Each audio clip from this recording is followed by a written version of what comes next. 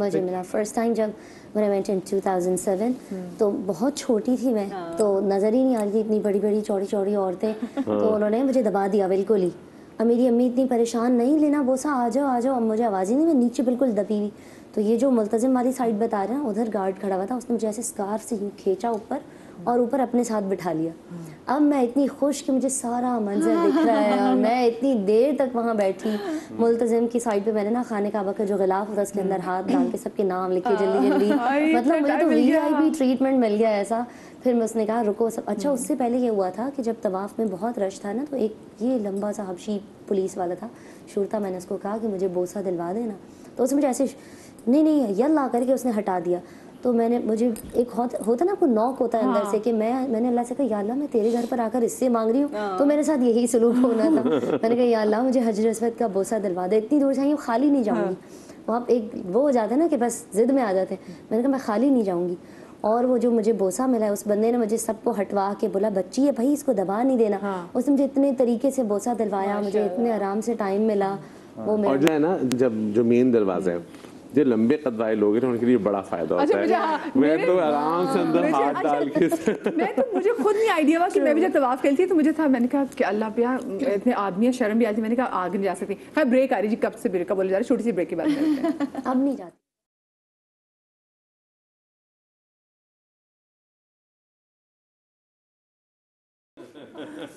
Welcome back after the break. हम उस दुनिया के, अपनी ज़िंदगी के सबसे हसीन सफ़र के वाले से बात कर रहे हैं जो हमें तब नसीब हो जब अल्लाह पाक के घर को गए। वैसे पूरी कायनात ऑफ कोर्स उसी ने बनाई है, लेकिन वो जो खाना काबा की जो एक लुक ही है ना, जो वहाँ पे जाना और फिर जब मदीने का रुख करना, मतलब उस प्यारे के रोज़े की तरफ जाना कि जिसके सदक़े में अल्लाह पाक ने दो जहां बनाए हैं, तो उसकी तो खैर बात ही और होती है। और भी अपनी हज के और उम्रे के एक्सपीरियंसेस के हवाले से बात करें कि क्या कुछ हमने एक्सपीरियंस की, हमारी फीलिंग्स कैसी थी। तो मुझे एक सवाल आप चारों से करना है जल्दी से, वो ये है कि जब आप गए थे सबसे पहले किस शख्स का ख्याल आपके दिल में आया था, अगर मैं आपसे पूछूँ तो? यार मेरे पास तो एक राहिल ही रहता है हर वक्त, हर लम्हा, उसके अलावा मुझे कुछ सोचता ही नहीं। आपने कभी राहिल को नहीं देखा हो? अच्छा मैंने कहा ना, वो इतना ज़्यादा मेरे साथ होता, मुझे कभी लगा ही नहीं कि वो मुझसे दूर हुआ एक लम्हा भी। मतलब मुझे मेरे बच्चे कहते शायद आपके हवासों में तारी है वो। मैं जब सो रही हूँ साथ वाले बेड पे है, मैं कहीं खा रही हूँ उधर बैठा है, मुझे कहीं जाना है, हर वक्त हर जगह वो मेरे साथ होता है, हर जगह मेरे साथ होता है। अच्छा देखिए, मैं एक से सोचती हूँ कि मुझे एक से फील होता है कि मेरी अम्मी और मेरे अब्बू भी मुझे कहते हैं कि अलमास ना तुम्हारे आसपास ही है, वो मुझे फील होता है तुम्हारे घर से उसकी खुशबू आती है। बल्कि मेरी अम्मी ज़िंदगी में कभी कराची नहीं आई। तो जब माएँ अपने बच्चों से यूँ कर सकती हैं, तो आपका तो बेटा था, तो ऑफ कोर्स वो बेटा भी अपनी माँ के बिल्कुल। अब वो पता मुझे सबसे ज़्यादा फील होता है कि अगर मुझे कभी बहुत स्ट्रॉन्ग फीलिंग होगी ना, मेरी आंख से आंसू बहेगा और मुझे पता था ये साथ बैठा हुआ है मेरे। और कितने 11 साल हो गए, लेकिन एक लम्हा मैं दुनिया में कहीं हूँ, मुझे ऐसा नहीं है कि मैंने साथ उसको महसूस ना किया। वो साथ वो जो अम्मा का प्रोटेक्टर है ना, वो जाने के बाद वो अम्मा के साथ है। इसकी सबसे बड़ी निशानी यही होती है कि आपको हर सिचुएशन, हर मोमेंट पे आपको वो इंसान याद आ रहा होता है, हर लम्हा। तो इससे बड़ी आई थिंक वो नहीं है कि आपको कौन, जब अल्लाह पाक के घर के सबसे ज़्यादा किसका? आपकी अम्मी? मेरी अम्मी का, बिल्कुल। और मुझे नहीं लगता कि मैं एक भी किसी सिचुएशन में, चाहे वो मेरी अचीवमेंट हो, चाहे वो कुछ भी हो, मैं उदास हूँ, खुश हूँ, मैं सफ़र पे जा रहा हूँ, ये वो, मैं I think about my mother all the time. तो वो हर वक्त जो है ना, वो उनकी बातें और वो मुझे ऐसे याद होती हैं। और कोई जब आप किसी ऐसी सिचुएशन में हैं, वो आपको दूर दूर तक कुछ जो है ना वो समझ नहीं आ रहा, और अम्मी की आपको बात याद आ गई, तो वो मतलब आप सोचें कि वो कितना बेबसी का आलम भी वैसे बड़ा होता है। बिल्कुल ऐसे ही है। हाँ, एक बड़ा मतलब ऑफ कोर्स आप यू लुकिंग फॉर हर। आपको किसका ख्याल आया? जब मैं पहली दफ़ा गई तो both of my parents were with me, तो उस वक्त तो बिल्कुल ब्लैंक थी। लेकिन अब जब जाती हूँ आफ्टर माई फादर, तो वो ज़ाहिर वही मेरे जहन पर होते हैं कि उनके लिए दुआ, उनके लिए उम्रा, उनके लिए तवाफ़ करते रहना। मैं तो साथ ही मेरी अम्मी थी, तो मुझे कोई याद नहीं। और मैं मुझे अम्मी जल्दी जल्दी आप मेरे लिए दुआ करें तो मेरे साथ में। और मेरी हमेशा से ख्वाहिश थी कि मैं खाने काबा जब जाऊँ तो मैं अम्मी का हाथ पकड़ के मैं खाने काबा में जाऊँ। तो बस वो मेरी, बाज़ दफ़ा होता है ना कि आप अल्लाह मियाँ से कुछ, अब मैं कभी रोज़ों पे भी जाऊँ या अल्लाह के पास जाता हूँ तो मैं बहुत नॉर्मल बात करता हूँ। अच्छा, अक्सर भी मैंने देखा कि जब तवाफ़ कर रहे होते हैं तो तवाफ़ करते वक्त अक्सर लोग दुआ बुक पढ़ रहे होते हैं, किसी के हाथ में बुक भी होती है। मुझे ऐसा लगता है कि बस वो टाइम मेरे लिए ऐसा होता है जब मैं अल्लाह में से ऐसे बात कर रहा था जैसे मुझे मुझे सुन रहे हैं, तो बस आप मैं बातें करता हूँ और नॉर्मल बातें करता हूँ कि मुझे ये है, और ये भी नहीं कि मतलब कि मुझे ये चाहिए ये चाहिए ये चाहिए। आपकी स्पिरिचुअली आप इतना प्योर हो जाते हैं, इतनी चीज़ें हो जाती हैं। तो मैं तो नॉर्मल भी नमाज में भी मैं कोई इस तरह नहीं होता कि बस मैं कोई जैसे होता है ना एक रस्मी दुआएं नहीं होती मेरी, मैं नॉर्मल बात करता हूँ। मैं तो ये भी कहता हूँ आज मैं यहाँ जा रहा हूँ मीटिंग में, ये चीज़ें ठीक हो जाएं, यार ये आप कर दीजिएगा, ये देख लीजिएगा, ये तो मैं बहुत नॉर्मल बात करता हूँ जैसे जैसे अल्लाह मियां से, और वो उसी तरह एहतराम। अच्छा, वो मस्जिद जिन के हवाले से अब मैं चाल जी के साथ बात करें, मेरी टीम कहेगी इसको बड़ा शौक है ना हमेशा से बात करने का, ये टॉपिक इसका फेवरेट होता है। मस्जिद जिन में जो है वो मैं जब पहली दफा नमाज पढ़ने गया मस्जिद में, और बहुत फजर करा मैं सुबह में, होता है ना कि आप मस्जिद जिन में से है कहाँ पे? बिल्कुल जहाँ अहले कुरैश का महल है, जिससे जो बैक वाला गेट है ना उसके बिल्कुल सामने मस्जिद है, जन्नतुल मौला के बिल्कुल बैक पे, जन्नतुल मौला पे जहाँ पर वहाँ पर आप जा सके, तो बिल्कुल वॉकिंग डिस्टेंस पे। तो मस्जिद जिन में ना फजर के बाद ना उन्होंने बंद कर दिया था मस्जिद, तो मैं फजर पढ़ कर आया था वहाँ पर खाने काबा में। तो मैंने कहा मैं यहाँ पर 2 रकात नमाज पढ़ूँ। अब मैं नमाज पढ़ गया तो मैं और एक आदमी था बस, बाकी वो हर वक्त नहीं खुली होती, उसका टाइम होता है खुलने का। तो मैं अपना नमाज पढ़ा था, नमाज इतना मोटा बिल्ला मेरे बराबर से मुझे तो वैसे बिल्ली में डर लगता है, और मैं जैसे नमाज पढ़ा मेरे का ये और दिमाग में था ना मस्जिद जिन्हें उसका एक उसका शहर अलग है, उस मस्जिद की बात अलग है। या जैसे आप मस्जिद कुबा जाएं वो एक अलग है, बिल्कुल जहाँ पहले कितना मस्जिद ज़ुक़रनैन कितनी अलग, वो हर जगह अलग है।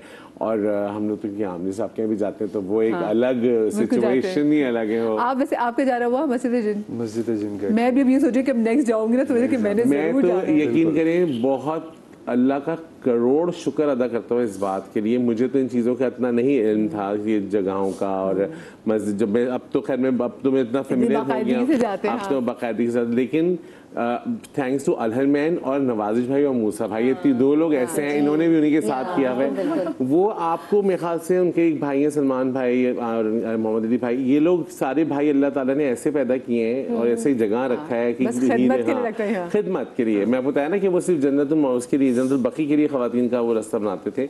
तो वो एक एक चीज़ के बारे में हमें इतना बता देते हैं। तो हर मैंने वहाँ की तमाम कोई ऐसी ज़ियारत नहीं है जो हमने नहीं की हो। आप मुझे बताएं से आप लोगों ने बहुत मशहूर है या कोई हमारे साथ सारे सेलिब्रिटी सफर करे, वो हर एक के लिए इतने ही नाम हर एक के लिए। आप जा रहा हो मस्जिद वादी जिन हम लोग गए थे और हम सब लोग साथ, हसन माया गाड़ियाँ की फैमिली सब वो भी साइंटिफिकली कुछ है वहाँ पर कि आप गाड़ी अगर रुकी हुई है तो आपको लगेगा चल रही है, तो चलती है तो आपको लगेगा रुकी हुई है। माया ने बड़ा बहुत तजर्बे किए थे, पानी डाला, बहुत कुछ किया था। अच्छा मेरी एक ही थी कि मुझे यहाँ से जिन लेके जाना है मुझे इतनी डांट पड़ती थी, मैं दिमाग खराब हो गया, मैं कहा मुझे यहाँ से जिन लेके जाना है। हम लोग पहाड़ियों पे कितना ऊपर तक गए थे, उसके बाद मुझे कभी मस्जिद जिन खुली भी नहीं मिली। मैं हमेशा जाती हूँ, आज तक जाती हूँ, बाहर खड़े होकर आती हूँ, मुझे जिन लेके जाना है, मुझे जिन लाना है यहाँ पे। आप बस सऊदी जिन रिपोर्ट करने लगी है मतलब चेक कर रही है। लेकिन कोई आपके साथ ऐसे कोई वाकया को जैसे बता रहे कि इनको तो नहीं, हम लोग वादी जिन तक गए, मस्जिद जिन जाने का इत्तेफाक नहीं हुआ। हालांकि मस्जिद में बिल्कुल जन्नत मोहल्ला के बिल्कुल असल में ये कुछ छोटी छोटी जगह ऐसे जैसे कि जो पीछे महल्ला है, अब वो तो पूरा एक ग्राउंड है, वो बन गया ना, सहन है पूरा। लेकिन वो जो कहाँ खेमे होते थे, कहाँ पर रसूल खुदा का घर था, कहाँ मौला अली का घर था, वो सब एक ही चीज़ वो नवाज भाई ने में ऐसे बताई हुई है, तो हमें पता है कि ये यहाँ क्योंकि ना हम शो के बिल्कुल आखिरी वाले हिस्से में चले गए और आखिर में तो मैं उमर से रिक्वेस्ट भी करूँगी कि उमर मैं नाम सुना, लेकिन उससे पहले मुझे बताइए जो अरफा का यौम अरफा जो दिन होता है, इसकी मुझे फीलिंग्स बताएं। और अभी हमें वकारी बता रहे थे कि 3 हज के, तो तीनों में जो अरफा था बारिश अरफे के टाइम पे लाजमी बारिश हुई 3 दफ़ा में, ये सेम बात थी। और आसमान ना बिल्कुल पिंक रेड टाइप का हो जाता है और एक अलग आपको फीलिंग शायद मैं अल्फाजों में तो बता नहीं सकता। मुझे लगता है कि हर इंसान की अपनी फीलिंग होती है। और वहाँ पर हर इंसान की, जितने चाहे करोड़ आदमी हो, हर इंसान की वहाँ पे अपनी फीलिंग। और आपने नोटिस किया होगा वहाँ पर ना, जैसे हम लोग यहाँ दुआएं करते हैं तो हल्का खामोशी से, वहाँ सब जोर जोर से ऐसा लगता है बस अब क़यामत का दिन आ गया और बस अब हिसाब किताब, अभी कोई आएगा हिसाब किताब के लिए, और सब जोर जोर से दुआएं कर रहे होते हैं, हाथ और कोई झोली फैला, हर अपने हिसाब से, कोई झोली फैलाता है, कोई हाथ फैलाता है।